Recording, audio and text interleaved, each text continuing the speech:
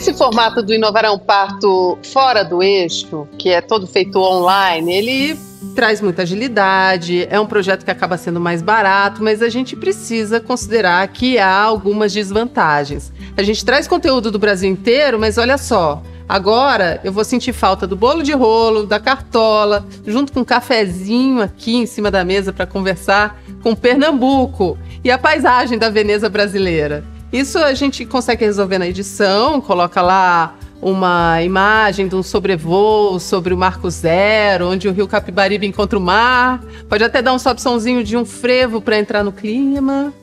E aí a gente fala do Porto Digital, fala desse lugar que tem uma cultura fantástica, o orgulho recifense, que eu sou fã.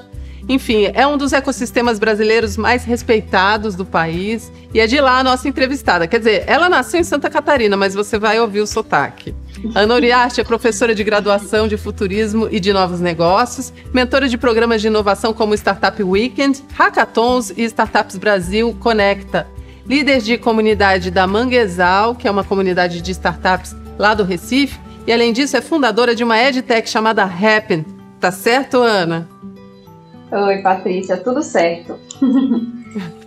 Que bom, obrigada pelo seu tempo aqui com a gente. Legal. E aí eu queria saber de você está aí no Porto Digital, a sua empresa nasce aí, é esse fervo mesmo para tecnologia no Recife, ou de longe a grama do vizinho é que parece mais verde que a nossa? Não, aqui tem realmente um ambiente que é muito pulsante, né? Acontece muita coisa ao mesmo tempo.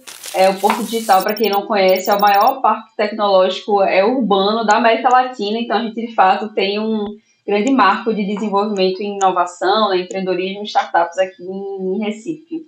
E aí me conta aqui, o que é a Happen, para a gente começar a entender o seu negócio? Legal, a Happen é uma edtech, né, então uma startup que tem um foco principal em educação e a gente tem um foco muito grande no desenvolvimento de soft skills, né, no desenvolvimento de habilidades comportamentais, que a gente entende que muitas vezes a formação tradicional dos alunos, né, tanto de graduação, mestrado, doutorado, até ensino médio, ela forma para habilidades técnicas, então se você faz um curso de engenharia, por exemplo, como é o meu caso, você aprende ali um grande acervo de ferramentas e habilidades técnicas, mas você não tem uma formação comportamental, e a gente sabe que principalmente hoje no mercado de trabalho, onde as coisas têm um nível de mudança muito grande, a gente precisa de uma formação complementar ali em habilidades comportamentais.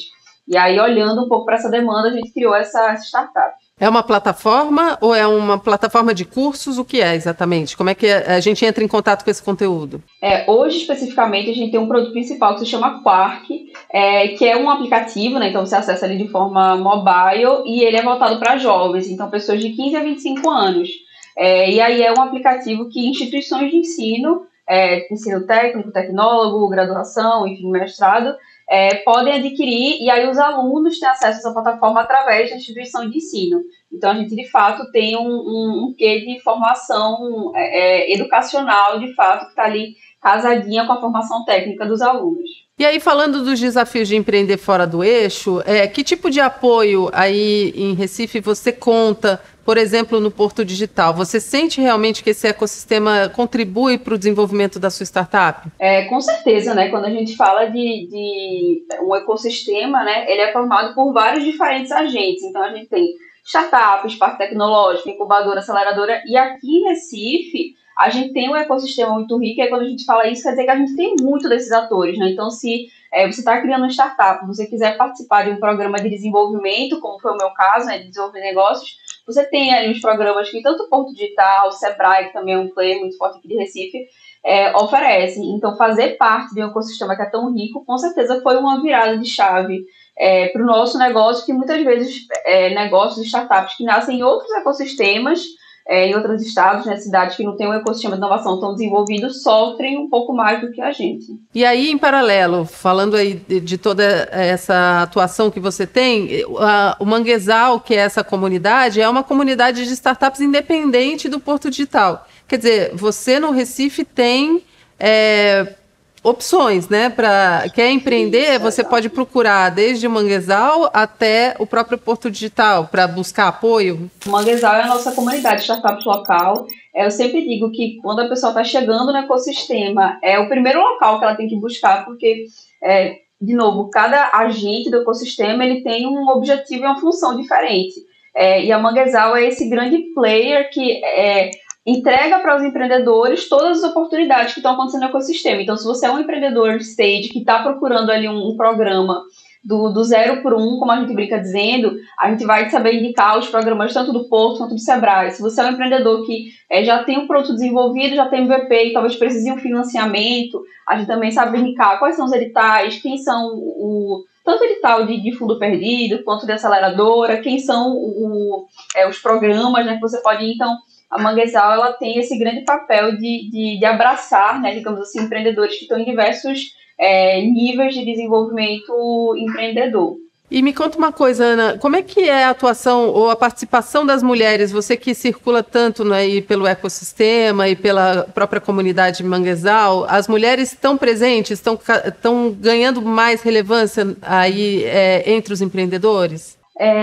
Cada vez mais a gente vê que essa é uma pauta que é levantada e a gente tem, sim, representatividades femininas, né, de mulheres nesses diversos âmbitos e nesses diversos players do ecossistema, mas é óbvio que se a gente fizer, né, e tiver um olhar bem crítico e numa reunião ou num meetup, num evento, a gente olhar, passar o olho assim por cima, a gente vê que a maioria esmagadora são homens, né? Não tem nem o que usar de base de comparação. Mas sim, eu vejo como muito positivo, eu vejo como muito vivo, inclusive aqui no ecossistema, esse movimento de tentar atrair tanto mulheres, olhando para mulheres empreendedoras, né? Então, por exemplo, aqui no Porto, a gente tem um programa que chama Mãe de Minas, que é exclusivo de formação de mulheres empreendedoras. E aí a gente tem um olhar totalmente diferente, né, para os negócios, para as necessidades. Eu já fui coordenadora, inclusive, de uma turma dessa, e uma coisa que a gente brincava na época dizendo é que um projeto que talvez não fosse aceito no outro programa de incubação tradicional, porque as pessoas que estão julgando aquele projeto talvez olhassem para aquilo ali e não entendessem a necessidade de um projeto daquele, num programa especificamente para mulheres, que aí todos os jurados, mentores, enfim, todo mundo que participa são mulheres, a gente olha e vê mais relevância naquilo, sabe? Consegue ter um olhar diferente. Então, existem sim muitos programas, muitos meios de incentivo, mas estamos longe ainda de chegar numa equidade de gênero ali de alguma forma. Me diz uma coisa, tem algum livro, algum podcast, um filme que você tenha assistido que você acha interessante de indicar, que você relacionado a negócios? Tem um livro que chama O Lado Difícil das Coisas Difíceis. É um livro antigo, ele não é muito best-seller, não, mas é um empreendedor, ele já fundou vários negócios nos Estados Unidos, no Canadá, e ele conta só os erros dos negócios deles, assim, todas as coisas que deram errado, todas as decisões, todas as sociedades, enfim, conta tudo que deu errado. E é um livro extremamente interessante, porque muitas vezes quando a gente lê livros de negócios, a gente tende a se inspirar na parte positiva e tudo mais, e óbvio, né, a inspiração é super importante, mas também é muito interessante olhar o que deu errado até como lição aprendida. Então esse livro é um livro que eu acho bem legal, assim, muito interessante. Eu acho que dá um conforto a gente ver que os outros erram também, porque o empreendedor, ele tem muito disso, erra todo dia, né? Você tem algum erro para compartilhar, alguma lição que você tenha aprendido a partir de algum deslize? Conta aí do seu coração. Uma coisa que a gente está passando um pouco agora, eu acho que é ter uma visão mais de longo prazo, assim, sabe? Às vezes, quando a gente está, principalmente num período, saindo de um período, né, que a gente está saindo agora, que era de desenvolvimento de produto, a gente tende a olhar muito a nossa necessidade agora, dessa semana. E aí, às vezes, a gente toma algumas decisões que, caramba, agora a gente tomou, mas daqui a 3 meses isso vai ser uma coisa que vai prejudicar, porque a gente, enfim, tomou alguma decisão que talvez a gente, se tivesse olhado um pouquinho para o médio prazo, a gente teria segurado ou resolvido algum outro problema.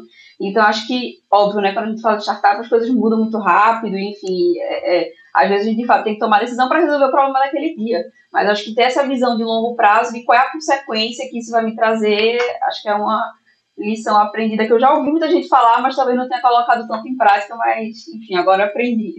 E aí tem um outro livro que eu estou lendo agora, que chama Dar e Receber. E ele fala muito sobre, um pouco disso que a gente está falando até agora, que é essa convivência em ecossistema, né? Esse lance de você entender como é que você pode contribuir para um ecossistema e aí também receber alguma coisa em troca disso. Então, ele é bem, bem interessante também. Acho que pela sua atuação aí no ecossistema e nas comunidades, tá claro que você já faz isso na prática, né? O tal do give back. Isso, exato.